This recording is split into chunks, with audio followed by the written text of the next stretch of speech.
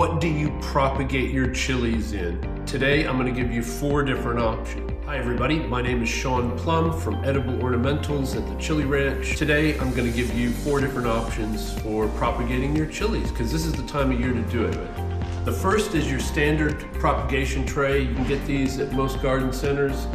These are about 24 centimeters wide, and although they work really good for us in our systems, they may be too wide for your windowsill. In the case, try a windowsill propagator. You can get these in lots of places. They're readily available and they're very inexpensive, and you can use them over and over again. So you can also use like a salad punnet or even a strawberry punnet. Fill it with compost, put a plastic bag around it, or in this case, I've just taken an old takeaway container, half full of compost.